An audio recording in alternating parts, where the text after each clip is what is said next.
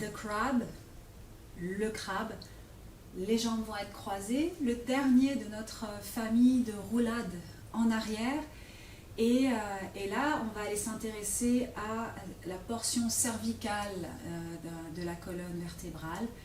Et pour cela, ça va nous inviter vraiment à aller déployer un spi cervical pour permettre à toute la forme de pouvoir rouler en avant, en arrière avec ce passage qui peut sembler un peu complexe de passer de l'avant à l'arrière.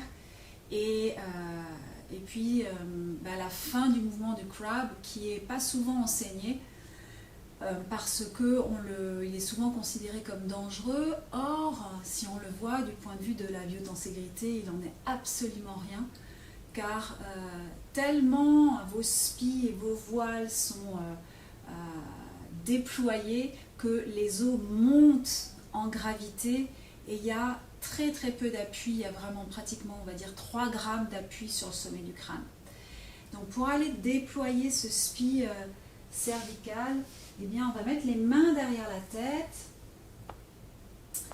Et puis on le connaît celui-là parce qu'on l'a vu dans le neck pull, où on vient fermer les coudes et là les coudes descendent et on vient tracter avec les talons des mains pour aller déployer ce segment-là sans fermer la gorge. Et ça revient. Les coudes et ça tracte.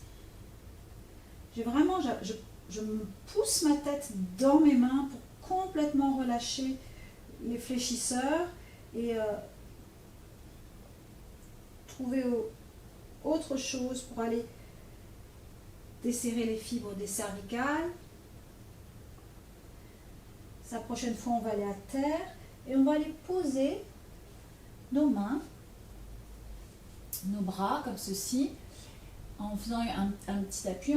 Pour ceux qui connaissent, eh ben, on va être sur une inversion, un appui sur la tête, mais c'est pas là où on va. Ce qui nous intéresse, c'est pas presser la tête, c'est vraiment d'aller mettre un coussin à l'arrière du crâne et d'aller faire rouler la fontanelle justement pour aller ouvrir d'une autre manière nos cervicales. Donc j'ai pas mal d'appui sur mes coudes, je pousse ma tête et je déploie le spi cervical.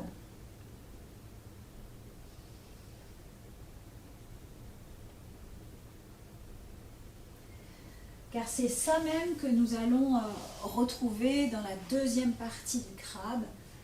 Donc ici,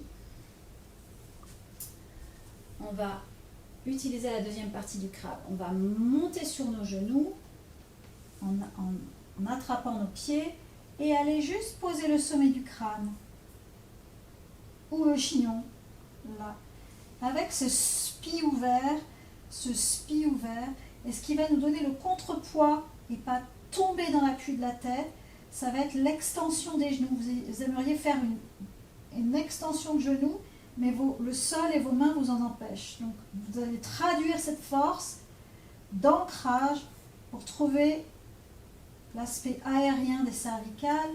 Ici, à ce moment où le bassin doit se suspendre au-dessus pour faire ce passage un petit peu délicat. Là, ça part en arrière, je prends appui, pouf, mes genoux se déposent, je garde mes pieds à terre et c'est le sommet du crâne. Je me suspends tellement dans mon spi lombaire que ça me permet de faire ce petit passage ici en arrière. Je prends appui, pouf, là. Et là, il y a ce moment où je change mes jambes à l'arrière. Je prends appui, un moment vraiment d'apesanteur pour faire ce changement d'appui.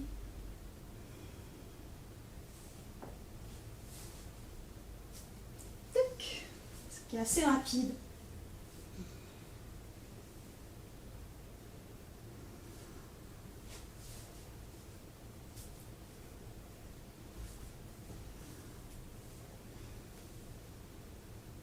Voilà.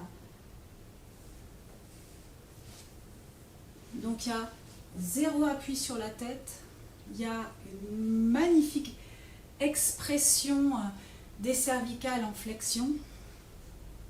Et là, c'est notre 4e de la famille des rolling back, des roulades en arrière.